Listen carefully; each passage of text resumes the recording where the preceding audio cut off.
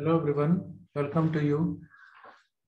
We are discussing NEET 2022 physics solution and we have discussed already 30 question of section A in previous two videos. Now in this video we will discuss question from 30 to 35 of section A and then we'll discuss 36 to 50 question of section B.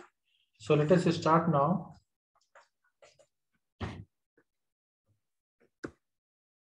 अगर आपको किसी भी question में कोई doubt है तो आप मुझसे पूछ सकते हैं कमेंट करके या मैसेज करके। हम लास्ट वीडियो में हमने यहाँ तक क्वेश्चन डिस्कस कर लिए थे। अब स्टार्ट करते हैं 31st क्वेश्चन, 31st क्वेश्चन। तो क्वेश्चन है a long solenoid of radius 1 millimeter has 100 turns per millimeter. If the current is flowing from the solenoid, the magnetic field at the center of the solenoid. देखो simple है, अगर आपके पास कोई भी solenoid है तो आपके पास फॉर्मूला होता है B = mu naught into NI। अब बच्चे यहाँ पर कंफ्यूज होते हैं कि N क्या होता है। कभी कभी इस फॉर्मूले को ऐसे लिख दिया जाता है B = mu naught N/L into में I। तो ध्यान रहे कि अगर मैं स्मॉल एन लिख रहा हूँ तो ये होता है number of turns per unit length. ठीक है, कैपिटल N होता है total number of turns, L होता है लेंथ और स्मॉल n होता है number of turns per unit length. अब ये कैसे पहचानेंगे? ये पहचानते हैं कि 100 के आगे सिर्फ टर्न्स बोला है या पर मिलीमीटर या पर सेंटीमीटर या पर मीटर बोला है।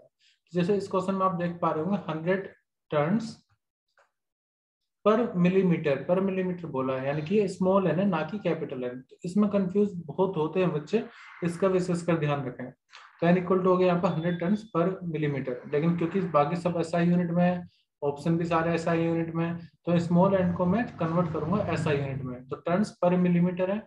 अब पर मिलीमीटर है तो मिलीमीटर को मीटर में चेंज करना है, तो मैं यहाँ पर डिवाइड कर मतलब जैसे पर मिलीमीटर है तो मिलीमीटर को मीटर में चेंज करने के लिए 10⁻³ से कर दिया मल्टीप्लाई। ठीक है, इसको यहीं पे छोड़ो, अब यहाँ पर आ जाओ।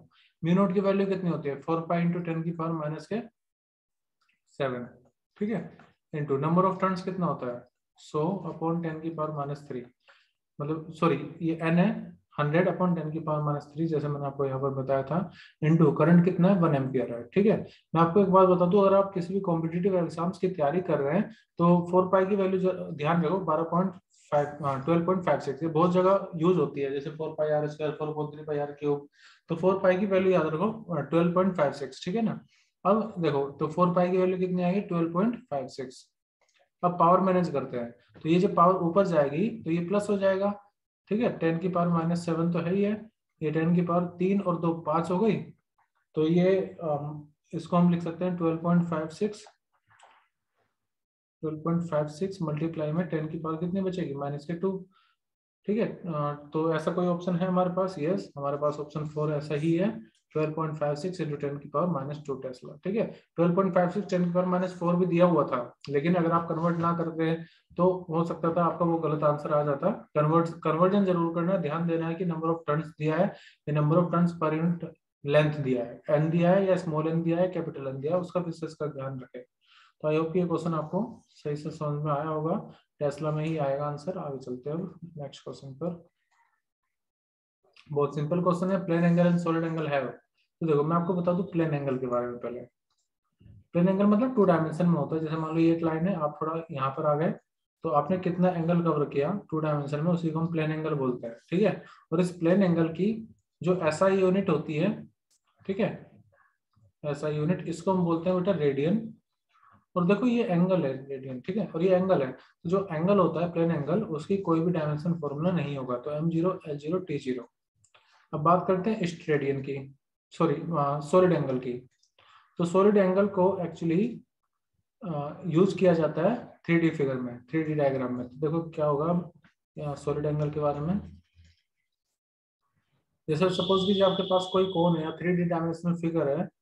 सपोज करो मैं एक कोन बना रहा हूँ यहाँ पर, तो ये एक्चुअली में इसके थोड़ा पीछे भी होगा। तो ये जो यहाँ पर इस सरफेस के बीच में एंगल बनेगा, इसको सॉलिड एंगल बोलेंगे। और इसकी जो यूनिट होती है, SI यूनिट होती है, वो होती है बेटा स्ट्रेडियन।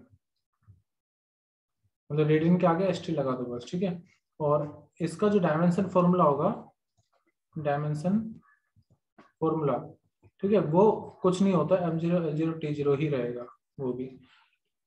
तो यहाँ पर करेक्ट आंसर क्या होगा? तो plane angle and solid angle have unit but no dimension, मतलब इनकी यूनिट तो है लेकिन इनका कोई भी डायमेंशन नहीं होगा। डायमेंशन फॉर्मूला चाहे प्लेन एंगल हो या सॉलिड एंगल हो, दोनों का कोई डायमेंशन नहीं होगा, m0 t0 रहेगा। तो यूनिट तो है लेकिन डायमेंशन नहीं है, तो करेक्ट ऑप्शन हो जाएगा हमारा ऑप्शन 3। ठीक है ना। अब नेक्स्ट क्वेश्चन डिस्कस करते हैं, क्वेश्चन नंबर 33। ये देखो, ये बहुत सिंपल क्वेश्चन है, मैं आपको बता दूं टॉपिक क्या है। तो क्लास 12th का लास्ट चैप्टर है इलेक्ट्रॉनिक्स सेमीकंडक्टर डिवाइसेस, और इसमें एक टॉपिक आप पढ़ते हैं रेक्टिफायर। अच्छा, रेक्टिफायर होता क्या है? तो रेक्टिफायर कन्वर्ट करता है अल्टरनेटिंग करंट को डीसी करंट में। रेक्टिफायर का काम क्या होता है? एसी को डीसी में कन्वर्ट करने का काम होता है। देखो ऐसा नहीं कि मैं सिर्फ आपको डायरेक्ट आंसर बता दूं और आगे चलूं, मैं आपको कंसेप्ट भी सिखाना चाहता हूं ताकि और कोई क्वेश्चन उस टॉपिक से आ जाए तो वो आप अटेम्प्ट कर सको। और ये जो वीडियो है ये सिर्फ ऐसा नहीं कि नीट वाले स्टूडेंट के लिए हेल्पफुल होगा, अगर आप जेई की तैयारी कर रहे हो उसके लिए हेल्पफुल है, अगर आप कहीं पर टीजीटी या पीजीटी फिजिक्स के लिए तैयारी कर रहे हो तो वहाँ के लिए भी हेल्पफुल है। जैसे टीजीटी में फिजिक्स आता है तो उसके लिए भी काफी हेल्पफुल होगा, डीएसएस भी एग्जाम्स के लिए हेल्पफुल रहेगा। तो एसी को डीसी में कौन कन्वर्ट करता है? रेक्टिफायर। अब ये दो तरह के होते हैं, कौन कौन? एक होता है फुल वेव रेक्टिफायर और एक होता है हाफ वेव रेक्टिफायर। ठीक है, फुल वेव में हम दो डायोड का इस्तेमाल करते हैं, टू डायोड का इस्तेमाल करते हैं। हाफ वेव में हम एक सिंगल डायोड का इस्तेमाल करेंगे। पूरा टॉपिक नहीं बता रहा मैं, लेकिन थोड़ा मेन मेन चीजें बता देता हूँ। ठीक है, तो फुल वेव रेक्टिफायर में क्या होता है, जो आउटपुट आता है वो कुछ इस तरह का आता है, ऐसे ऐसे। अगर मान लो इनपुट आपकी कुछ इस तरह से है ना, तो आउटपुट आपका इस तरह से आएगा। जबकि हाफ वेव में अगर इनपुट आपकी ऐसी है, ये इस तरह की ऐसी है, तो जो हाफ वेव में आउटपुट आएगा वो सिर्फ ऐसा आएगा। ठीक है, तो होता यह है कि इसमें तो जो फ्रीक्वेंसी है, मतलब फुल वेव रेक्टिफायर में फ्रीक्वेंसी आउटपुट की डबल हो जाती है इनपुट के, फुल वेव में। और हाफ वेव रेक्टिफायर में जो आउटपुट फ्रीक्वेंसी है वो इनपुट फ्रीक्वेंसी के ही बराबर होती है। अब क्वेश्चन पर आते हैं। In half wave rectification input frequency 60 hertz है, तो आउटपुट फ्रीक्वेंसी कितनी होगी? इस पॉइंट को यूज कर लो, तो आंसर कितना आ जाएगा? 60 हर्ट्ज। अगर आपको मेरी आवाज धीरे लग रही है, मतलब स्पीड कम है, ठीक है, तो आप अपनी यूट्यूब पर सेटिंग कर लीजिए, स्पीड बढ़ा लीजिए 1.5 या फिर 1.5। और अगर बहुत ज्यादा स्लो लग रहा है तो उसको फास्ट कर लीजिए, फास्ट लग रहा है स्लो कर लीजिए। आगे चलते हैं नेक्स्ट क्वेश्चन पर। The peak voltage of an AC source is equal to, तो देखो हमारे पास कुछ फॉर्मूला होते हैं इसमें। फॉर्मूला होता है एक VRMS, ये भी आपके क्लास 12 से है, अल्टरनेटिंग करंट चैप्टर से। इससे पहले वाला आपका क्लास 12 से था लेकिन सेमीकंडक्टर से। तो VRMS का फॉर्मूला होता है पीक वैल्यू अपॉन √2। एक और फॉर्मूला मैं आपको बता देता हूँ एवरेज वोल्टेज का, वो होता है V0 2/पाई। ऐसे ही करंट के लिए भी एप्लीकेबल होता है। IRMS बराबर होता है पीक करंट अपॉन √2 के, और आई एवरेज बराबर होता है 2/पाई ऑफ I0 के। तो फिलहाल जो हमें यूज करना है उसका बताता हूँ मैं। तो पूछे पीक वोल्टेज किसके बराबर होता है? सभी में देखो ऑप्शन में RMS RMS RMS दिया हुआ है, ठीक है ना। तो अगर आप यहाँ से देखो, ये V0 मतलब पीक वैल्यू होती है, इसको बोलते हैं पीक वैल्यू, पीक मतलब मैक्सिमम। ठीक है, तो V0 कितना हो जाएगा? √2 टाइम्स ऑफ VRMS। अब ऐसा कोई ऑप्शन है क्या हमारे पास यहाँ पर peak value √2 times of RMS के? तो √2 times RMS value of AC, तो ये हमारा जो ऑप्शन होगा वो सेकंड करेक्ट हो जाएगा। आई होप कि आपको ये समझ में आया होगा। V0 मतलब पीक वैल्यू बराबर होता है √2 टाइम्स ऑफ VRMS के। √2 मतलब 1.414। नेक्स्ट क्वेश्चन डिस्कस करते हैं हम।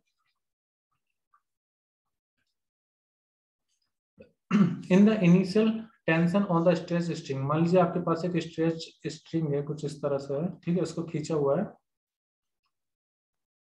The ratio of the initial and final, अब क्या बोला कि दैट, मान लीजिए फर्स्ट केस में टेंशन T थी, सेकंड केस में टेंशन डबल कर दी गई। तो अब सेकंड केस में जो मान लीजिए वायर है, कोई भी स्ट्रिंग है, उसमें टेंशन कितनी होगी? 2T। तो पूछा गया है कि ratio of initial and final speed of the transverse wave. तो यहाँ पर क्या होता है ना, इस तरह की कुछ वेव्स बन जाती है। तो जो वेलोसिटी होगी या जो स्पीड होगी, स्पीड बोलते हैं, ठीक है, स्पीड होगी उसका रेशियो कितना हो। तो मान लो ये फर्स्ट केस है अपना और ये सेकंड केस है, तो हमें क्या बताना है? रेशियो ऑफ इनिशियल, इनिशियल मतलब V1/V2 का रेशियो बताना है। तो आपको मैं पहले फॉर्मूला बता देता हूँ। यहाँ पर जो फॉर्मूला यूज होता है स्पीड का, वो होता है 1/लेंथ 12 root tension upon mass per unit length. M क्या होता है? मास पर यूनिट लेंथ। टी क्या होता है? टेंशन। टी होता है टेंशन। तो यहाँ पर मास पर यूनिट लेंथ तो चेंज नहीं हुआ है, क्वेश्चन में पढ़ के पता चल रहा है। टेंशन चेंज हुई है, टेंशन डबल हो गई। तो देखो अगर आप डायरेक्टली देखो तो टेंशन रूट पर डिपेंड कर रही है, अगर बाकी चीजें कांस्टेंट है तो टेंशन किस पर डिपेंड कर रही है? रूट टी पर। ओके, तो आप इसको ऐसे लिख सकते हो, v1 अपॉन v2 बराबर होगा t1 अपॉन t2 के। t1 कितना है? t2 कितना है? 2t। t से t हटाओ पहले तो ये कितना आ गया? 1 अपॉन रूट 2। तो v1 रेशो v2 बराबर कितना आ जाएगा? 1 रेशो रूट 2। ठीक है, तो ऑप्शन कितना हो जाएगा? फर्स्ट करेक्ट हो जाएगा। तो हमारा सेक्शन ए कंप्लीट हो गया है। अब हम सेक्शन बी करेंगे 35 से क्वेश्चन कंटिन्यू टू 50 तक। नेक्स्ट क्वेश्चन देखिए। अच्छा, ये क्वेश्चन ऐसा है कि नीट के एग्जाम से 2-4 दिन पहले ही मैंने इस पर वीडियो अपलोड करी थी, एक स्टूडेंट ने मुझसे पूछा था यही सेम क्वेश्चन। आप उसको देख भी सकते हो, सेम क्वेश्चन था और यही इस बार नीट में भी आ गया है। क्वेश्चन मैं आपको बताता हूँ कि सोल्व कैसे करेंगे। तो यहाँ पर दो पेंडुलम है, एक की लेंथ है मान लीजिए ये है, इसकी लेंथ है L1 मान लेते हैं 1 to 1 सेंटीमीटर, और एक और पेंडुलम है जिसकी लेंथ है L2 मान लेते हैं 100 सेंटीमीटर। और वो ना स्टार्ट वाइब्रेटिंग इन फेज, मतलब एक ही फेज में वाइब्रेट कर रहे हैं, मूव कर रहे हैं, ऑसिलेशन कर रहे हैं। At some instant the two are their mean position in the same phase. ठीक है, किसी इंस्टेंट पर वो दोनों एक ही फेज में है, मीन पोजीशन पर। The minimum number of vibration of shorter pendulum after which the two are again in the phase at the mean position is. तो देखो जब ये ऑसिलेट कर रहे होंगे तो भले ही इन्होंने शुरुआत सेम टाइम पर करी हो, ठीक है, सेम इंस्टेंट पर करी हो, लेकिन एक समय बाद ऐसा है कि एक आगे होगा एक पीछे होगा, क्योंकि इसकी लेंथ में डिफरेंस है। क्योंकि जो टाइम पीरियड होता है वो डायरेक्टली रूट एल पर डिपेंड करता है। तो अलग अलग समय पर अलग अलग इंस्टेंट पर वो अलग अलग पोजीशन पर रहेंगे, लेकिन हमें ये फाइंड करना है कि वो मिनिमम टाइम कितना होगा, मिनिमम नंबर ऑफ वाइब्रेशन कितने होंगे जिस पर ये सेम मीन पोजीशन पर ही आए। तो उसके लिए देखो हम कैसे करेंगे। मैं मान के चलता हूँ कि हमारे पास जो फॉर्मूला है इसमें मानने की जरूरत नहीं है, होती है t equal to 2 pi root L by g. मैंने माना L1 L2 इसकी दो लेंथ है। अब देखो जब मैं इसका टाइम पीरियड का रेशियो लूंगा t1 अपॉन t2, तो 2 पाई और g तो दोनों के लिए कांस्टेंट है, तो ये कितना आ जाएगा? L1 upon L2। तो t1 अपॉन t2 बराबर आएगा रूट L1 अपॉन L2 के, यानी कि 1 to 1 अपॉन 100। जब आप इसका अंडररूट करते हो तो आपको कितना मिलेगा? 11/10। यानी कि मैं ऐसे लिख सकता हूँ ना कि 10 टाइम्स t1 बराबर होगा 11 टाइम t2 के। अब यहाँ पर थोड़ा सा ध्यान से सुनना चीजों को, मैं कुछ स्टेटमेंट लिख रहा हूँ। मैं मान के चलता हूँ कि let n oscillation of larger pendulum coincide with n+1 oscillation of smaller pendulum। समझाता हूँ इसका मतलब अभी मैं। देखो यहाँ पर कितना है 10t1, यहाँ कितना है 11t1। कहने का मतलब यह है कि 10 यानी कि 10 किसका था? स्मॉलर के लिए। सॉरी t1, 10 इंटू t1 बराबर है 11 इंटू t2 के। तो मैंने ये मान लिया कि लेट जो n है ना, n किसका ऑसिलेशन? लार्जर का। तो अगर इसका n है तो जो स्मॉलर वाला है उसमें कितना हुआ? 10 का 11 हो गया, यानी कि एक ज्यादा है ना। तो यहाँ पर मैंने जो शॉर्टर है, स्मॉलर है, उसके लिए n+1 ले लिया, अगर लार्जर पेंडुलम का n ऑसिलेशन है तो इसको अगर मैं इक्वेशन बनाऊं ऐसे लिख सकता हूँ n into t1 equal to n+1 into में t2। ध्यान दीजिए यहाँ पर 10 था तो यहाँ पर 11 था, ऐसे यहाँ पर n है तो यहाँ पर n+1 ले लिया मैंने। अभी इसी से t1 अपॉन t2 कितना लिख सकता हूँ मैं? n+1 upon n। ठीक है ना। और अब देखो t1 अपॉन t2 की वैल्यू अगर मैं यहाँ से फाइंड करूँ, जो मेरी ये फर्स्ट इक्वेशन है, यहाँ से मैं t1 अपॉन t2 को क्या लिख सकता हूँ ऐसे? 11/10। यस, t1 अपॉन t2 कितना हो जाएगा? 11/10। तो इसी को यहाँ पर लिख दो 11/10, और यहाँ से n की वैल्यू हम फाइंड करेंगे। यहाँ से क्या करेंगे? n की वैल्यू फाइंड। ठीक है, तो उसको स्टार्ट करते हैं। देखो n की वैल्यू फाइंड करना है, यहाँ से इक्वेशन बनेगी कितनी? 10n + 10 इक्वल टू 11n, और 10 इक्वल टू कितना हो जाएगा? 11n minus 10n। तो यहाँ से n की वैल्यू कितनी आ गई? 10। ठीक है, लेकिन इस 10 को देखते ही ऐसे ये आंसर मत लगा देना, ये आंसर नहीं है। सुनो ध्यान से, मैंने माना था n लार्जर पेंडुलम के लिए, और क्वेश्चन में पूछा गया है एन किसके लिए, शॉर्टर पेंडुलम के लिए, शॉर्टर पेंडुलम के लिए। तो अगर लार्जर के लिए एन है तो शॉर्टर के लिए कितना होगा, एक ज्यादा, यानी कि n+1 यानी कि 10+1 यानी कि 11। तो हमारा जो करेक्ट आंसर आएगा वो आएगा ऑप्शन 3, ये करेक्ट आंसर है। ठीक है ना। तो हमने शॉर्टर पेंडुलम के रिस्पेक्ट में बताया कि शॉर्टर पेंडुलम के 11 ऑसिलेशन मिनिमम होने चाहिए, तब जाकर के वो 10th ऑसिलेशन ऑफ लार्जर वाले से कंसाइड करेगा। ओके, क्वेश्चन थोड़ा बड़ा था। आई होप कि आपको समझ में आया होगा, नहीं आया तो आप मुझे बताना, I will make it clear again. So let us discuss 37th question now. इस क्वेश्चन को देखो कि projector a ball is projected with initial velocity 10 metre per second at an angle of 60 degree with the vertical. देखो, जब भी आप competition exams में बैठे हुए हैं ना, हर एक शब्द पर ध्यान दें। ये वर्टिकल डायरेक्शन बोला गया है। जनरली बच्चों को आदत होती है कि वो डायरेक्शन इस तरह से लेते हैं, मतलब कि हॉरिजॉन्टल एक्सिस से।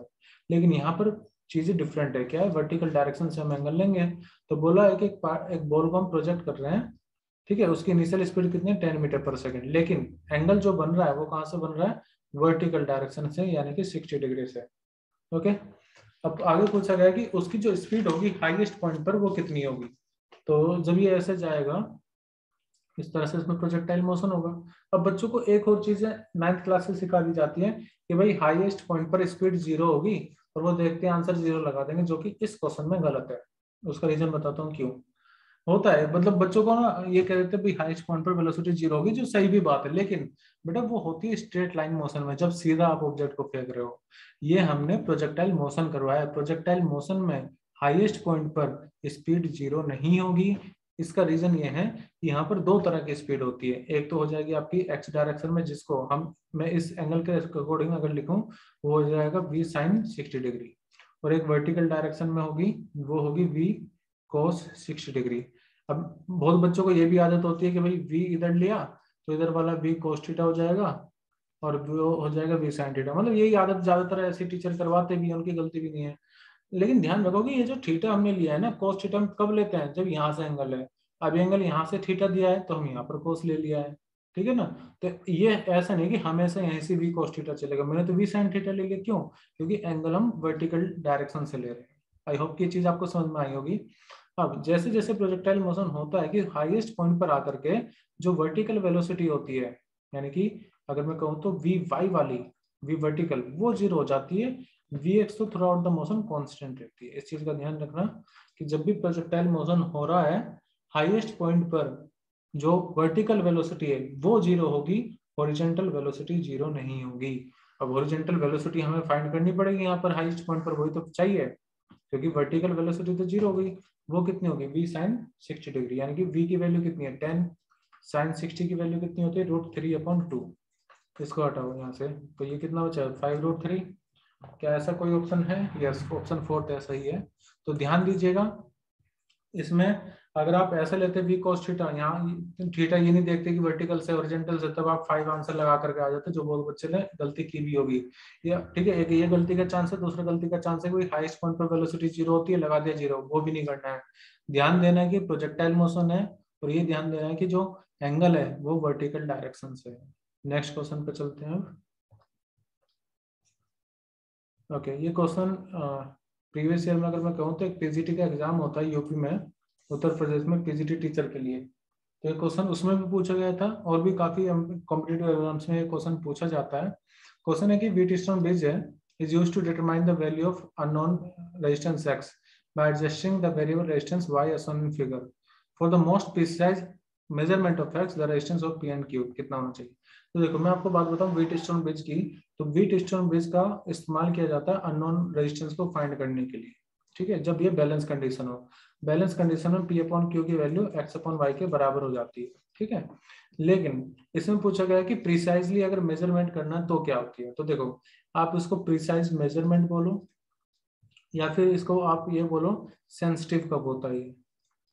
तो उसकी एक ही बात है, प्रिसाइज मतलब सेंसिटिव होगा तो ज्यादा प्रिसाइज भी होगा। वो कब होता है, जब पी क्यू एक्स वाई की जो वैल्यू है वो लगभग सेम ऑर्डर में हो। ठीक है, सेम हो, एग्जैक्टली इक्वल नहीं कर सकते, लेकिन लगभग सेम हो, सेम ऑर्डर में हो, बहुत ज्यादा डिफरेंस ना हो।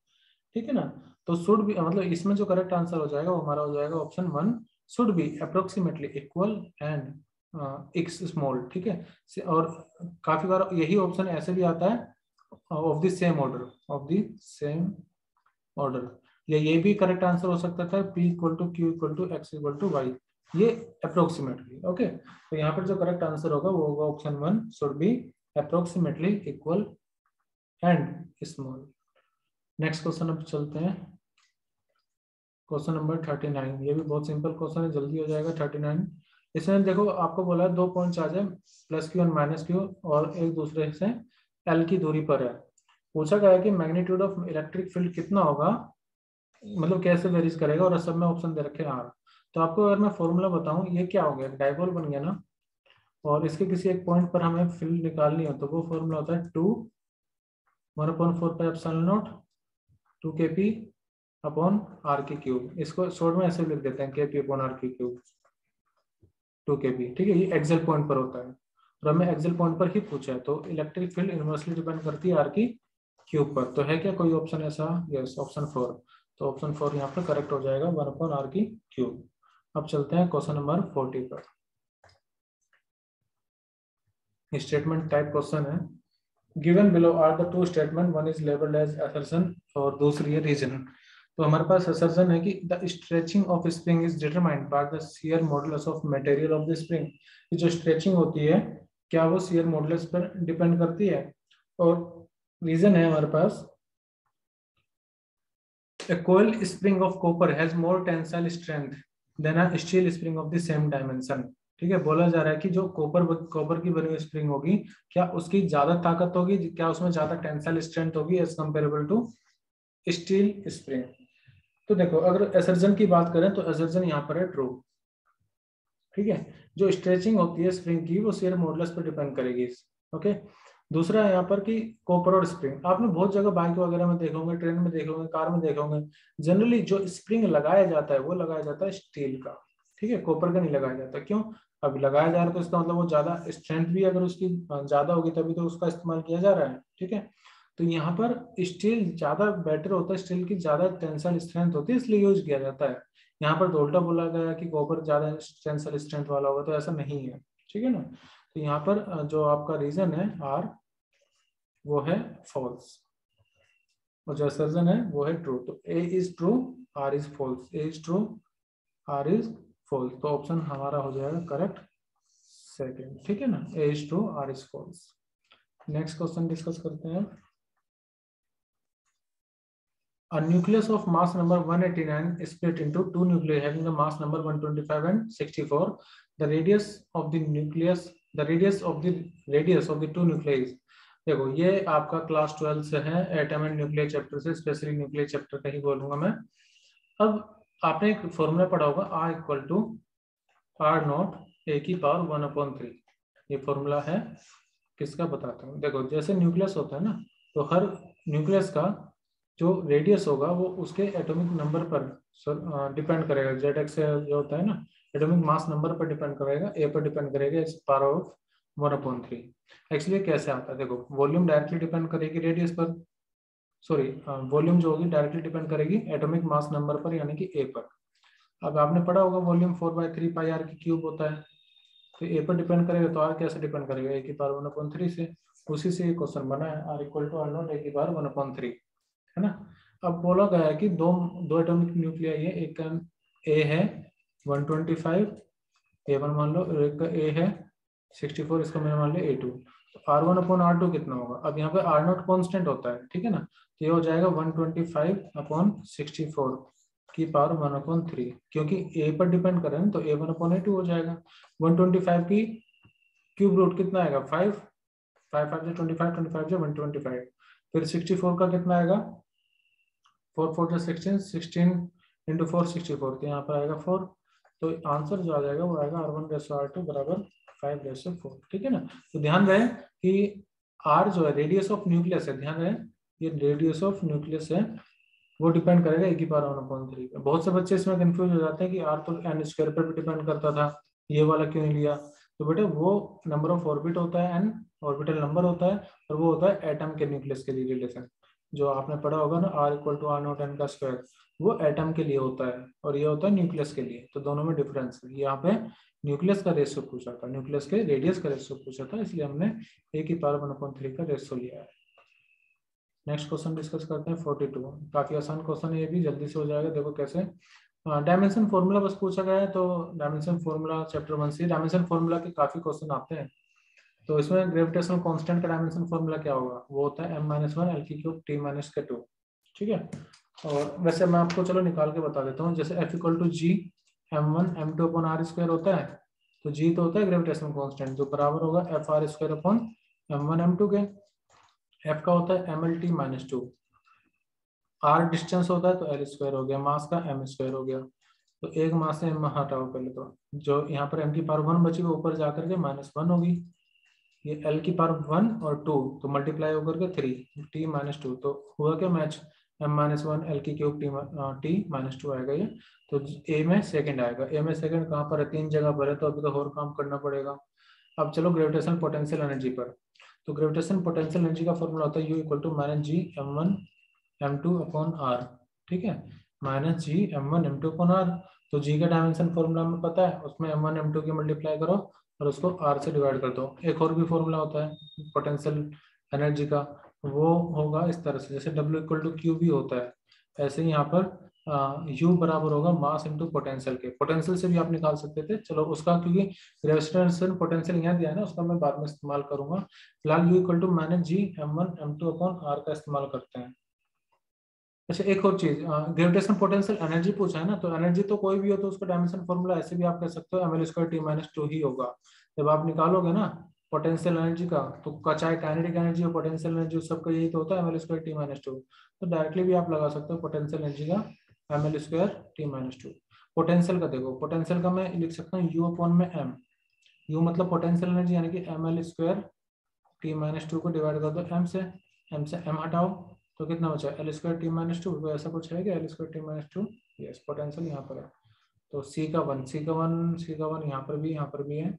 b और b का कितना आया था हमारा, b का आया था 4, तो b का 4 यहाँ पर है और इसमें भी है। चलो एक बार सारे निकाल लेते हैं। इंटेंसिटी, इंटेंसिटी एक तरह से एक्सीलरेशन को ही कहते हैं, फोर्स पर इंटू मास को ही हम इंटेंसिटी कहते हैं। यानी कि एक्सीलरेशन का कितना होता है lt-2, तो lt-2 किस में आएगा, एक्चुअली यहाँ पर ये lt-1 ना होकर के ना lt-2 होना चाहिए, तो ग्रेविटेशनल इंटेंसिटी आएगा थर्ड, यानी डी का थर्ड। तो देखो अब सब मिला लेते हैं, ए का 2, तो ए का 2 यहाँ पर है, ए का 2 यहाँ पर भी, ए का 2 यहाँ पर भी है। फिर पोटेंशियल एनर्जी ml² t-2, यानी कि बी का 4, बी का 4 कहाँ है, यहाँ पर है, और बी का 4 यहाँ पर है। अब आ जाओ सी पर, ग्रेविटेशनल पोटेंशियल यानी कि सी का 1, सी का 1 कहाँ पर है, सी का 1 यहीं पर है, तो ये अपना करेक्ट आंसर हो जाएगा। बाकी मिलाते रहो आप, तो करेक्ट आंसर हो जाएगा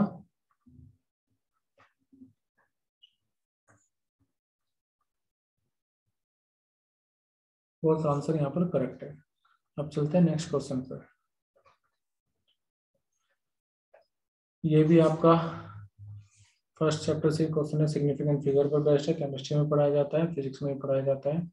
the area of rectangular field दिया हुआ है 50, हमें पूछा एरिया पूछा एक्चुअली, और बोला हुआ है लेंथ है हमारी 55.3 मीटर, ब्रेथ है 25 मीटर। राउंडिंग ऑफ करके करेक्ट सिग्निफिकेंट फिगर के अकॉर्डिंग बताओ क्या आंसर गलत, क्या आंसर सही आएगा। तो एरिया बराबर होता है एल इंटू बी के, तो बचपन से में पढ़ाया जाता है, आई थिंक 6th क्लास से सिखा दिया जाता है एरिया बराबर एल इंटू बी। लेकिन यहाँ पर क्लास 11th का कंसेप्ट यूज करेंगे सिग्निफिकेंट फिगर और राउंडिंग ऑफ। तो देखो मल्टीप्लाई करते हैं पहले तो एल इंटू बी को, और देखते हैं कि हमारे पास क्या आएगा। तो 55.3 मल्टीप्लाई बाय 25 मीटर, ठीक है। तो 55.3 के जब आप मल्टीप्लाई करोगे तो आंसर आएगा, मतलब मल्टीप्लाई करके आएगा 183.8.5। लेकिन एक्चुअली अब आप सिग्निफिकेंट फिगर की महत्वता देखो, यहाँ पर 55.3 है और यहाँ पर है 25, तो लीस्ट सिग्निफिकेंट फिगर कितने हैं, 2 हमारे पास, उसी के अकॉर्डिंग हमें आंसर लिखना होगा। तो जैसे 138.5 है, ठीक है, तो ये तो आंसर नहीं हो सकता, इसमें 2 सिग्निफिकेंट फिगर है, इसमें 5 सिग्निफिकेंट फिगर है, इसमें 3 सिग्निफिकेंट फिगर, और इसमें 2 सिग्निफिकेंट फिगर है। तो 2 सिग्निफिकेंट वाला ही हमारा आंसर होगा, और इसको राउंड ऑफ करके आप क्या लिख सकते हो, लगभग 1400, यानी कि 14 × 10⁻², तो यही हमारा आंसर करेक्ट हो जाएगा। ऐसा क्यों मैंने किया है, क्योंकि हमें राउंडिंग ऑफ का भी ध्यान रखना है और करेक्ट सिग्निफिकेंट फिगर का भी ध्यान रखना है। तो करेक्ट सिग्निफिकेंट फिगर हम फाइनल आंसर में उसमें छोड़ते हैं जो कि minimum number of significant figure question में वैल्यू में दिया हुआ है, जो कि 25 में दे रखी है। 55.3 में तो 3 सिग्निफिकेंट फिगर है, 25 में 2 सिग्निफिकेंट फिगर है, तो हम अपना फाइनल आंसर को 2 सिग्निफिकेंट फिगर में ही छोड़ेंगे, तो करेक्ट आंसर हो जाएगा 3, क्योंकि इसमें सिर्फ 2 ही सिग्निफिकेंट फिगर है, इनको हम काउंट नहीं करते सिग्निफिकेंट फिगर में। अब नेक्स्ट क्वेश्चन स्टार्ट करते हैं।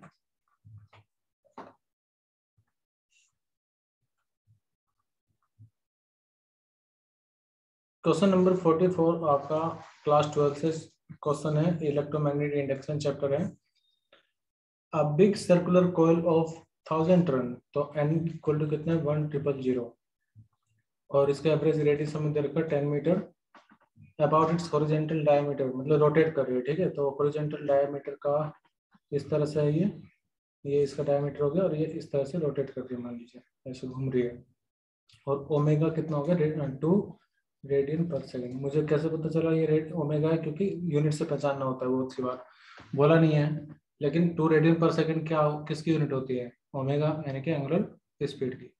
If the vertical component of the earth's magnetic field, तो वर्टिकल कंपोनेंट यानी कि वीवी दिया हुआ है कितना 2 × 10⁻⁵ टेस्ला, एंड इलेक्ट्रिकल रेजिस्टेंस दे रखा है इसी का 12.56 ओम, इतनी सारी वैल्यू दे दी है।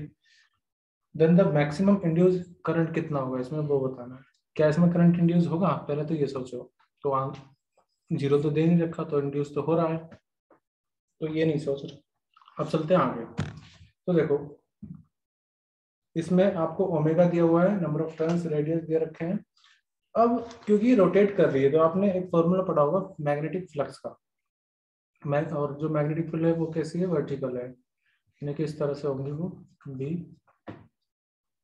ये फ्लक्स का फॉर्मूला होता है, मैग्नेटिक फ्लक्स का फॉर्मूला होता है बी इंटू में ए, मतलब बी डॉट ए होता है, बी ए कोस थीटा भी लिख सकते हैं, लेकिन यहाँ पे मैं लिखूंगा बी ए कोस ओमेगा टी।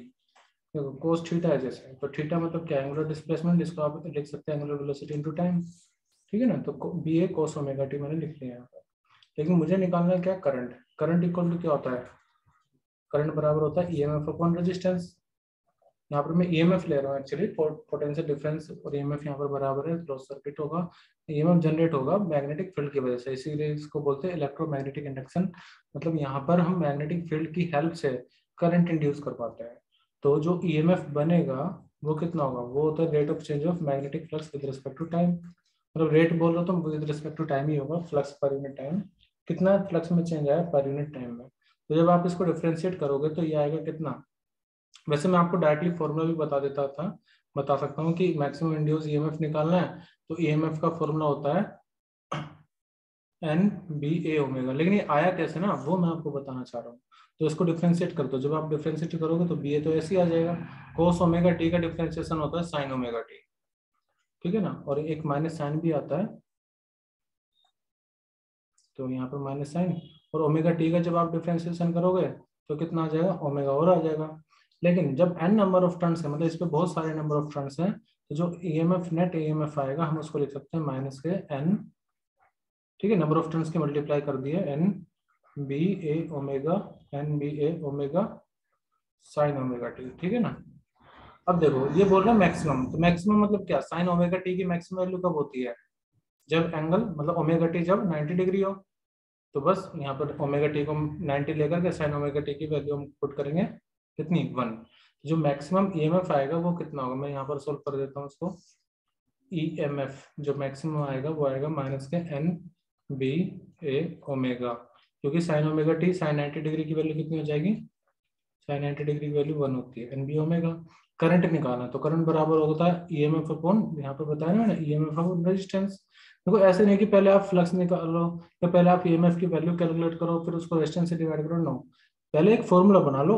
हालांकि बहुत सी बार मतलब याद भी रहता है, इतनी जब आप कॉम्पिटिटिव एग्जाम्स की तैयारी करते हो तो डायरेक्टली भी फॉर्मूला याद रहना चाहिए कि ईएमएफ अपॉन आर होगा, लेकिन वैल्यू पहले कैलकुलेट मत करो। ऐसा नहीं कि पहले अलग से ईएमएफ निकालो फिर उसको रेजिस्टेंस को डिवाइड करो, एक साथ वैल्यू हम पुट करेंगे।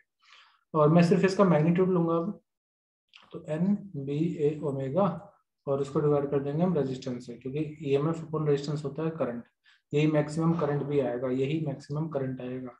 तो आई मैक्स बराबर होगा, नंबर ऑफ टर्न्स कितना है, बस वैल्यू पुट कर दो जाओ तो 1000। मैग्नेटिक फील्ड कितना है, 2 × 10⁻⁵ एरिया कितना है, तो area N B omega, area कैसे निकालेंगे, 10 मीटर रेडियस दे रखा है ना, तो पाई आर स्क्वायर कर लेते हैं, पाई इंटू रेडियस का स्क्वायर यानी 10 का स्क्वायर, एन बी ओमेगा, और ओमेगा कितना है, ओमेगा है 2, तो 2 से मल्टीप्लाई कर दो। अपॉन में रेजिस्टेंस कितना है, रेजिस्टेंस है हमारे पास 12.56, 12.56। मैं थोड़ी देर पहले आपको बताया 4 पाई की वैल्यू याद रखो कितनी, 12.56, 12.56, वही देखो फिर से यूज होगी, 2 × 2 और पाई एरिया, तो 12.56, तो 2 और पाई से नीचे वाला कट गया 12.56, तो 4 पाई की वैल्यू याद रखनी चाहिए।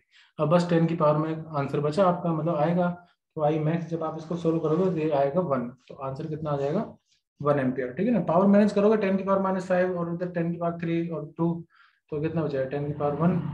तो अब नेक्स्ट क्वेश्चन करते हैं, थोड़ा बड़ा क्वेश्चन था, बड़ा इसलिए एक्चुअली कैलकुलेशन तो आसान थी, लेकिन मैं आपको बता रहा था आता कैसे फॉर्मूला, जो मैक्सिमम ईएमएफ होगा उसका डायरेक्ट फॉर्मूला याद करो, NV omega. Same question NCERT में दिया हुआ है, एनसीईआरटी की एक्सरसाइज का क्वेश्चन नहीं है, अगर वैल्यू थोड़ी बहुत इधर उधर कर दी जाए, बाकी सब चीजें एनसीईआरटी में ही है, एनसीईआरटी क्वेश्चन जो है बैक एक्सरसाइज है उसका क्वेश्चन नहीं है। नेक्स्ट करते हैं क्वेश्चन नंबर 45, क्रिटिकल एंगल है, तो ये क्लास 12 और चैप्टर रे ऑप्टिक्स से क्वेश्चन है आपका।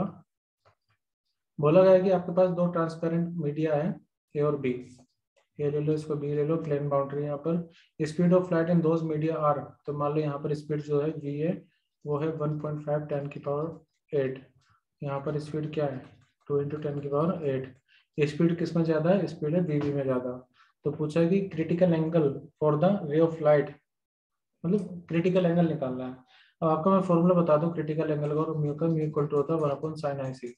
अब क्रिटिकल एंगल क्या होता है, क्रिटिकल एंगल ना हमेशा डेंसर मीडियम में बनता है, सच दैट की जो रिफ्रैक्टेड रे हो, जैसे मैं आपको समझाता हूँ, मान लो यहाँ पर डेंसर मीडियम है, यहाँ से लाइट रह गई, तो क्रिटिकल एंगल क्या होगा, क्रिटिकल एंगल वो एंगल ऑफ इंसिडेंस होता है डेंसर मीडियम में जिस पर की जो रिफ्रैक्टेड रे है वो 90 डिग्री एंगल बनाए दूसरे वाले मीडियम में, तो इस इंसिडेंस एंगल को क्रिटिकल एंगल बोलते हैं, और इसका रिलेशन होता है mu equal to 1/sin IC, ठीक है।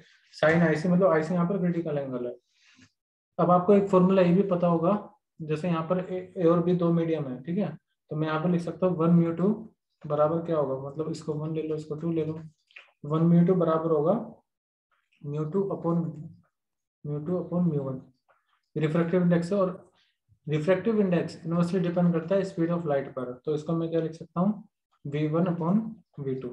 अब क्योंकि यहाँ पर v1 v2 मतलब स्पीड दे रखे है ना, तो और वो म्यू और IC का रिलेशन ये है, म्यू और v1 का रिलेशन मतलब वेलोसिटी का रिलेशन ये है, तो हम स्पीड को क्रिटिकल एंगल को एक साथ लिखेंगे कैसे, sin IC बराबर हो जाएगा, sin क्रिटिकल एंगल बराबर हो जाएगा μ1/μ2 बराबर v1/v2 के, ठीक है ना। और क्रिटिकल एंगल निकालना है तो sin IC बराबर है ना v1/v2, तो IC बराबर होगा sin इनवर्स v1/v2, बस v1 और v2 की वैल्यू यहाँ पर पुट करनी है, तो 1.5/2, और 10 की पावर दोनों में कॉमन है वो हट जाएगा, मैं उसको चलो लिख देता हूँ 10 की पावर 8, 10 की पावर 8 हट के ये बचेगा 3/4, और देखो साइन इनवर्स भी है क्योंकि मैं इसको जल्दी लिया हूँ, यहाँ पर साइन इनवर्स भी है, तो मैं फाइनली आंसर लिख देता हूँ, जो आंसर आएगा क्रिटिकल एंगल वो बराबर आएगा साइन इनवर्स 3/4 के, साइन इनवर्स 3/4। अब 3/4 को आपको डिवाइड करना होगा, तो देखो पहली बात तो इसमें बाकी सब में टेंशन दे रखा है, 2 ही ऑप्शन ऐसे जिसमें साइन इनवर्स दिया हुआ है, तो 3 को डिवाइड कर दीजिए 4 से 0.75, तो साइन इनवर्स 0.750 आंसर हमारा आ जाएगा करेक्ट 4th ऑप्शन, ठीक है। इसमें बस एक कंसेप्ट लगा है क्रिटिकल एंगल और रिफ्रैक्टिव इंडेक्स के बीच का रिलेशन, और रिफ्रैक्टिव इंडेक्स और स्पीड ऑफ लाइट के बीच का रिलेशन, उसको हमें रिलेट करना है। नेक्स्ट क्वेश्चन 46, कहा हुआ है कि एक सीरीज LCR है जिसमें इंडक्टेंस की वैल्यू, कैपेसिटेंस की वैल्यू और रेजिस्टेंस की वैल्यू दी गई है, और जो वोल्टेज है वो है 200 sin 100t volt. The resonance, if the resonance frequency बोला है कि V0 है, तो फ्रीक्वेंसी ऑफ AC सोर्स कितनी होगी। देखो ज्यादा टेंशन नहीं लेनी, सीधा एक रिलेशन ध्यान रखना है, V = V0 sin ωt, और इस इक्वेशन को कंपेयर करना है इस इक्वेशन से। जब आप कंपेयर करोगे, मैं सिर्फ वही चीज बताऊंगा जिसका यहाँ पर यूज करना है। ओमेगा, तो टी का कोफिशिएंट ओमेगा होता है, यहाँ पर टी का कोफिशिएंट कितना है 100, यानी ओमेगा की वैल्यू कितनी होगी 100, ठीक है ना। और ओमेगा इक्वल टू होता है 2πf। अब ये ओमेगा में ही आंसर क्यों नहीं छोड़ा, क्योंकि सब में हर्ट्ज दे रखा है, तो मुझे एफ में लिखना पड़ेगा। तो एफ इक्वल टू कितना होता है ओमेगा अपॉन 2π, यानी ओमेगा कितना है 100, 2π से डिवाइड करो तो कितना आएगा 50 अपॉन में पाई। 50 अपॉन पाई है क्या कहीं ऑप्शन में, 50 अपॉन पाई है फोर्थ ऑप्शन में, तो वही थ्रेशोल्ड फ्रीक्वेंसी भी है, ठीक है ना। तो v naught equal to v बराबर कितना आ जाएगा 50 अपॉन 5। मतलब मैंने कैसे बताया वी नॉट वही होगा, तो देखो आप ऐसे कम मतलब फाइंड भी कर सकते थे। थ्रेशोल्ड फ्रीक्वेंसी का फॉर्मूला होता है f equal to 1/2π root L C, ठीक है ना। तो 1/2π, वैसे भी जो फ्रीक्वेंसी है 50 अपॉन पाई वो और किसी ऑप्शन में है ही नहीं, वो इसी में आएगा, लेकिन फिर भी मैं बता देता हूँ थ्रेशोल्ड फ्रीक्वेंसी रेजोनेंस फ्रीक्वेंसी कैसे निकालते हैं। तो 1/2π, एल की वैल्यू 10, सी की वैल्यू कितनी 10 माइक्रोफैराड, तो 10 की पावर -6 लिखो यहाँ पर, ठीक है। जब आप इसको सोल्व करोगे तो 1/2π 10 की पावर कितना बचेगा यहाँ पर -4, तो बाहर निकलेगा तो 10 की पावर -2 बचेगा। इसी को ऊपर ले जाओ तो 100/2π यानी कि 50/5। तो इस क्वेश्चन में रेजोनेंस फ्रीक्वेंसी और जो इनपुट फ्रीक्वेंसी है वो दोनों सेम ही है, तो मैं ये भी कह सकता हूँ कि यह सर्किट रेजोनेंस में काम कर रहा होगा। जब भी सर्किट रेजोनेंस में काम करे तो जो करंट होता है वो रहता है मैक्सिमम करंट, ठीक है, और रेजिस्टेंस होता है मिनिमम। अब नेक्स्ट क्वेश्चन डिस्कस करते हैं। वैसे सिर्फ इसमें हमें फ्रीक्वेंसी बतानी थी। हाँ ये क्वेश्चन अच्छा है, और ये क्वेश्चन आपको मिलेगा क्लास 12 चैप्टर 2 एनसीईआरटी पे एक एक्सरसाइज का क्वेश्चन है ये। बोला गया है कि a capacitor of capacitance C, मतलब कैपेसिटेंस की वैल्यू दे रखी है 900 picofarad, is charge fully by 100 volt की सप्लाई है, और इसको बैटरी बी से कनेक्ट किया जा रहा है, जैसे कि आप फिगर में देख पा रहे होंगे। Then it is disconnected from the battery and connected by another uncharged capacitor of C equal to 900 picofarad as on figure. The electrostatic energy जो B में स्टोर होगी वो आपको बतानी है, ठीक है। तो देखो पहले होगा क्या कि यहाँ पर जब भी आप कैपेसिटर को आपने लगाया हुआ है तो ये चार्ज हो चुका होगा, ठीक है। अब जब आप इस पर लगाओगे तो इसमें कुछ चार्ज जो होगा एक्स्ट्रा वो यहाँ पर जाएगा, जब तक कि पोटेंशियल डिफरेंस सेम ना हो जाए दोनों का, यानी कि कॉमन पोटेंशियल ना अटेन कर रहे। तो उस कॉमन पोटेंशियल का फॉर्मूला होता है V1C1 plus V2C2 upon C1 plus C2, ठीक है। जैसे वो होता है ना, आपने देखा होगा centre of mass M1R1 plus M2R2 upon M1 plus M2, ऐसे V1C1 plus V2C2 plus upon में C1 प्लस C2। तो यहाँ पर एक कॉमन पोटेंशियल हम निकालेंगे, कैसे देखना। तो मेरे ख्याल से दोनों ही सेम है 900 900, तो 900, ठीक है। और V1 कितना था 100 वोल्ट उससे कनेक्ट किया हुआ है। V2 कितना 900, लेकिन उसका पोटेंशियल उसको तो चार्ज नहीं किया था ना, पहले अनचार्ज था वो। जो सेकंड कैपेसिटर है यहाँ पे देखो दे भी रखा है अनचार्ज है। और अपॉन में कितना आ जाएगा C1 प्लस C2 900 प्लस 900, ठीक है ना। तो ये हो जाएगा आपका VC, कॉमन पोटेंशियल आएगा 50 वोल्ट। जब अपने कॉमन पोटेंशियल निकालना है तो एनर्जी निकालनी है। अब एनर्जी बराबर होगा हाफ CV², लेकिन क्योंकि दो कैपेसिटेंस है, इक्वल वैल्यू है, इक्वल कैपेसिटेंस है, इक्वल पोटेंशियल है, तो 2 से मल्टीप्लाई कर दो, दोनों की एनर्जी हो जाएगी। तो बचेगा CV²। कैपेसिटेंस की वैल्यू कितनी है 900, कॉमन पोटेंशियल कितना है 50 का स्क्वायर, ठीक है ना। तो जब आप इसको सोल्व करोगे तो ये आ जाएगा 2.25 इंटू 10⁻⁶ जूल। तो करेक्ट आंसर होगा 2.25 10⁻⁻6 जूल। और नेक्स्ट क्वेश्चन करते हैं, क्वेश्चन नंबर 48। ये भी क्वेश्चन आपको मैं बता दूं, तो जब आप क्लास 12 के चैप्टर 4 में जाओगे तो एनसीईआरटी में एग्जाम्पल में ये क्वेश्चन आपको मिलेगा, बहुत फेमस क्वेश्चन है। इसमें यह है कि एम्पेयर सर्किटल लॉ का इस्तेमाल करते हुए आपको बताना है कि जो मैग्नेटिक फील्ड होगी अंदर और बाहर कैसे वेरी करेगी। तो मैं आपको बता देता हूँ कि जब भी कोई सर्कुलर मोटा वायर है, थिक वायर है, थिन के लिए तो बेटा यही होते हैं B equal to B inversely R पे डिपेंड करता है। थिन वायर के लिए फॉर्मूला होता है μ0I/2πr, लेकिन ये थिक वायर है, मोटा वायर है। तो इसमें होता है कि अंदर इनसाइड की अगर मैं बात करूं, इनसाइड इनवर्सली डिपेंड करती है R पर, सॉरी इनसाइड इनवर्सली डिपेंड करती है। अगर आप इनसाइड देख रहे हो और आउटसाइड देख रहे हो, तो पहले मैं आउटसाइड बता दूं, तो आउटसाइड R पर डिपेंड करेगी इनवर्सली, इनसाइड डायरेक्टली डिपेंड करेगी R पर। तो ऐसा कोई ऑप्शन है linearly increasing function of R up to boundary of the wire and decreasing 1/R। तो देखो फर्स्ट ऑप्शन इसमें करेक्ट रहेगा, ठीक है, क्योंकि अंदर तो वो इंक्रीज करते हैं जब आप सेंटर से सरफेस की तरफ जा रहे हैं, और जैसे ही आप सरफेस से बाहर निकलोगे तो वो इनवर्सली डिपेंड करेगी सेंटर से ऊपर। तो मतलब सिर्फ डायरेक्टली फॉर्मूला भी नहीं पूछा, बस डिपेंडेंस पूछिए। इससे पहले एक फॉर्मूला आपको याद होगा, E = 2 K P/R उसमें भी क्या पूछेगा, डिपेंडेंस पूछी थी। तो बहुत सी बार वो बस ये जानना चाहते हैं कि आपको कितना कंसेप्ट पता है, ठीक है। हाँ, तो वो बहुत सी बार फॉर्मूला ही अगर आपको पता है तो आप क्वेश्चन कर सकते हो लॉजिक से। चलिए, लॉजिक का नाम लिया, लॉजिक गेट हाजिर है। Question number 49, second last question है। लॉजिक गेट सीबीएसई सिलेबस से, मतलब अगर सीबीएसई बोर्ड की बात की जाए तो पिछले 2-3 साल से ये टॉपिक हटा दिया गया है, लेकिन पूछा जाता है। सीएस वाले क्वेश्चन, सीएस कंप्यूटर के जो स्टूडेंट है वो तो कर ले गए, कंप्यूटर साइंस में फिजिक्स वालों को रह जाता है, तो इसको जरूर करना चाहिए। सिंपल क्वेश्चन आता है ये। अब इसका कुछ चीजें मैं बता देता हूँ, पहले कंसेप्ट बता देता हूँ बेसिक। अगर आपको इस तरह का गेट दिख रहा है तो इसको बोलते हैं इन्वर्टर, और इसको हम नॉट गेट भी बोलते हैं। इसमें होता है कि इनपुट अगर ए है तो आउटपुट जो मिलेगा वो मिलेगा ए नॉट, उल्टा होकर के। मतलब यहाँ पर 1 है तो यहाँ पर 0 हो जाएगा, यहाँ पर 0 है तो यहाँ पर 1 हो जाएगा। अब दूसरे गेट की बात करें, अगर मैं उन्हीं के बताऊँ जो यहाँ पर दिया हुआ है, इसको बोलते हैं हम एंड गेट। एंड गेट में ये होता है, अगर मान लीजिए ए और बी दो इनपुट है तो y = होगा A.B का, ठीक है। लेकिन अगर यही गेट है और इसके पीछे एक गोला लगा दिया है, इसको बोलेंगे हम ए और बी इनपुट, तो y = हो जाएगा A.B का बार, तो इसको बोलते हैं हम नैंड गेट, ठीक है। नंद गेट नहीं, नैंड गेट। बस इन्हीं का इसमें इस्तेमाल करना है, इसी कंसेप्ट का इस्तेमाल करना है। एक और मैं आपको डी मॉर्गन थ्योरम और बता देता हूँ जो मैं इसमें यूज करूंगा। जैसे कहीं पर अगर आपको ये दिख रहा हो A.B का बार, तो इसको आप ऐसे लिख सकते हैं A का बार प्लस B का बार, ठीक है। और अगर आपको ऐसा कहीं दिख रहा है A + B का होल बार, तो इसको हम ऐसे लिख सकते हैं A का बार डॉट B का बार, ठीक है। डॉट है तो प्लस में, कंप्लीट बार है तो दो डंडे लगा दो, कंप्लीट डंडा है तो दो डंडे में तोड़ दो, प्लस है तो डॉट में कन्वर्ट कर दो, ठीक है। अब क्वेश्चन सोल्व करते हैं। मतलब मैं इसको डायरेक्टली भी आपको बता सकता था कैसा आएगा, लेकिन ये बेसिक कंसेप्ट इतना आपको पता होना चाहिए इस क्वेश्चन को समझने के लिए। चलिए अब क्वेश्चन स्टार्ट करते हैं। यहाँ पर ये ए है, ये ए है, ए यहाँ पर भी जा रहा है और ये ए यहाँ पर भी जा रहा है, लेकिन ए नॉट होकर के, तो यहाँ पर ए नॉट है और ये बी है।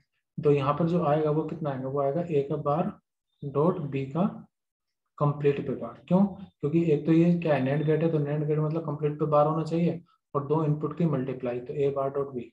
यहाँ पर देखो अभी बी वाला यहाँ पर जा रहा है, ठीक है ना। तो ये नेट गेट है, नेट गेट में क्या है, जो भी दो इनपुट है उसकी मल्टीप्लाई कर दो और ऊपर लगा दो बार। अब आप यहाँ पर आ जाओ सी पर। सी क्या है, एंड गेट है। एंड गेट कहते हैं कि इसके जो भी दोनों इनपुट है ना उसको मल्टीप्लाई कर दो, तो जो सी का आउटपुट आएगा वो क्या होगा, जो भी दो इसके इनपुट है, तो एक तो है ए डॉट बी का बार, इसकी मल्टीप्लाई, मल्टीप्लाई मतलब देसी लैंग्वेज में बोल रहा हूँ, बस इसको डॉट बोलते हैं, एंड बोलते हैं, ठीक है। तो डॉट ए का बार डॉट बी और कंप्लीट का बार, बस ये हमारा आउटपुट होगा। लेकिन थोड़ा सा टफ है, इसको थोड़ा सा सिंपल बनाते हैं। तो देखो इसको हम तोड़ेंगे कैसे, जो मैंने आपको डी मॉर्गन थ्योरम बताई थी, क्या क्या बताया था, ए डॉट बी का बार है तो उसको लिखो ए का बार प्लस बी का बार। कहीं पर अगर ऐसे ए प्लस बी का कंप्लीट पे बार है तो उसको ऐसे लिखो ए का बार डॉट बी का बार। और कहीं पर ऐसा है ए प्लस ए बार, ठीक है, इस तरह से है तो उसको 1 लिख सकते हैं। और कहीं पर अगर मान लीजिए ए पे डबल बार है तो उसको ए लिख सकते हो। इन सब चीज़ों का मैं यूज करूंगा इस क्वेश्चन को सोल्व करने के लिए। बहुत सिंपल सा आंसर आएगा, देखना भी। तो इसको मैं क्या कर लूँगा, पहले वाले को ए का बार प्लस बी का बार, ठीक है, डॉट यहाँ पर है। इसको ए का बार पे डबल बार प्लस बी पे बार, क्या आ जाएगा, ए का बार प्लस बी का बार डॉट ए पे डबल बार का मतलब ए का बार, मतलब ए ओनली, जैसे यहाँ पर ये बताया मैंने आपको। तो मल्टीप्लाई कर दो तो ए का बार डॉट ए का बार डॉट ए प्लस ए का बार बी का बार प्लस बी का बार ए का बार बी बार ए प्लस बी बार फिर डबल बार, ठीक है। अब जब भी ए डॉट ए बार है तो वो हमेशा 0 ही आएगा, क्योंकि 1 डॉट 0 0 और 0 डॉट 1 तो वो 0 आएगा, तो यह खत्म हो गया प्लस। अब A bar B bar plus B bar A, और ये कितना बचेगा बी बार का, बी बार पे डबल बार तो बी बचेगा सर, ठीक है। तो इसी इक्वल टू, अब फिर से मैं क्या कर रहा हूँ, इसमें से इन दोनों में देखो आप ए कॉमन ले लो, तो A bar B bar plus B common लिया, नहीं एक मिनट,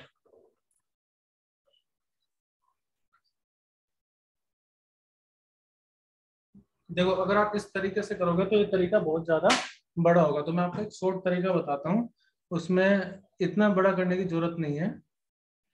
देखो मैं डी मॉर्गन थ्योरम जो इतनी सारी बार यहाँ पर लगा दिया है, तो उससे बढ़िया है, बेहतर है कि शुरुआत में मैं डी मॉर्गन थ्योरम अप्लाई करूँ। कैसे अप्लाई करेंगे मैं आपको भी बताता हूँ। हमने देखो ये यहाँ तक तो लिख लिया है। अब यहाँ पर मैंने आपको बताया कि जैसे a प्लस बी का बार है तो उसको आप ऐसे लिख सकते हो, ठीक है। इसका उल्टा मैं यहाँ पर अप्लाई करूंगा, मतलब जैसे ये दो पे बार है, ए बार डॉट बी बार, इसको एक क्वांटिटी मान लो और इसको एक क्वांटिटी मान लो, और फिर कंप्लीट पे बार कर दो। मतलब ये जो हमने फर्स्ट टर्म यहाँ पर ये लिखा है, इसको हम एक दो क्वांटिटी मान लेते हैं, एक सी और एक डी, और फिर इस पर हम डी मॉर्गन थ्योरम अप्लाई करेंगे। मैं दोबारा से लिख के दिखाता हूँ आपको। उस तरीके से भी हो जाएगा लेकिन उससे काफी बड़ा पड़ेगा, लेकिन कॉम्पिटिटिव एग्जाम्स में इतना टाइम होता नहीं है, तो शुरुआत में ये अप्लाई कर देते हैं डी मॉर्गन थ्योरम। तो जब आप देखो ये इस पर बार है, इस पर बार है, मैं कंप्लीट पर बार अगर लगाऊं तो ये जो बीच का डॉट है ये प्लस में चेंज हो जाएगा, यानी कि A dot B plus A bar dot B, इस तरह से आप इसको लिख सकते हो, ठीक है। A dot B plus A bar dot B. अब यहाँ देखो, इसमें आपको b कॉमन दिख रहा होगा, पूरे पे बार तो है ही है, b इसमें भी है इसमें भी है, तो a प्लस ए का बार, a प्लस ए बार कितना होता है 1 होता है, तो इसको आप ऐसे लिख सकते हैं c इक्वल टू बी का बार, क्योंकि ये पूरा कितना हो जाएगा 1 के बराबर, तो b बार मतलब b डॉट 1 इंटू कम्प्लीट का बार, इसी को आप c इक्वल टू बी का बार भी लिख सकते हैं। कहने का मतलब ये कि आउटपुट जो आएगा वो वही आएगा जो कि बी का उल्टा होगा, ठीक है। हमारे पास जो आउटपुट आएगा वो वही आएगा जो बी का उल्टा होगा। अब ऐसा देखो कि अगर मैं बी की वैल्यू लिखो तो बी की वैल्यू 0 1 0 1 ऐसे होती है ना बी की वैल्यू। अब इसका उल्टा क्या होगा, तो 1 0 1 0, तो 1 0 1 0 जहां पर होगा वो हमारा करेक्ट आंसर होगा। मतलब कुल मिलाकर के बी का आपको उल्टा करना है, बी का रिवर्स करना है। तो सी क्या होगा 1 0 1 0, तो 1 0 1 0, और किसी में तो नहीं है ऐसा, तो ऑप्शन कौन सा होगा करेक्ट 1, ठीक है। तो ये देखो ये ज्यादा आसान है, यहाँ पर दो लाइन में आपके डी मॉर्गन थ्योरम लगा करके हमने फाइंड कर लिया कि जो आउटपुट होगा वो बी बार के बराबर होगा। अब आगे चलते हैं लास्ट क्वेश्चन पर। The volume occupied by molecule content, volume है जो कि ऑक्यूपाइड की जा रही है 4.5 किलोग्राम वेट है at STP standard temperature pressure, if the molecular force vanish away, तो आपको बताएं वॉल्यूम कितनी होगी, ठीक है, और ये वेट दे रखा है। तो देखो यहाँ पर वॉल्यूम के लिए मैं फॉर्मूला इस्तेमाल करूंगा, number of moles at STP multiply कर दो उसको 22.4 लीटर से, ठीक है। तो नंबर ऑफ मोल्स कैसे निकालेंगे, मास अपॉन मोलिकुलर मास से, मोलिकुलर मास इंटू, अब लीटर को चेंज कर दीजिए 22.4 इंटू 10⁻³ से मल्टीप्लाई करके मीटर क्यूब में, ठीक है। मास हम कितना लिखेंगे, तो वो दिया हुआ है हमें 4.5 इंटू 10⁻³, ठीक है। और वाटर है तो वाटर का मोलिकुलर मास होता है 18, और इसकी मल्टीप्लाई कर दो 22.4, ये 22.4 है, 22.4 इंटू 10⁻³ से क्या आएगा, जब आप डिवाइड मल्टीप्लाई करोगे 5.6 मीटर की क्यूब, 5.6 मीटर क्यूब, तो ये हमारा करेक्ट आंसर हो जाएगा। तो आई होप कि आपको सभी क्वेश्चन समझ में आए होंगे। ये था कंप्लीट सॉल्यूशन ऑफ 2022 का सॉल्यूशन। अगर आपको फिर भी कोई डाउट है तो आप मुझसे पूछ सकते हैं। Thank you everyone, bye, and keep ready for your next NEET exam और एनी कॉम्पिटिटिव एग्जाम्स।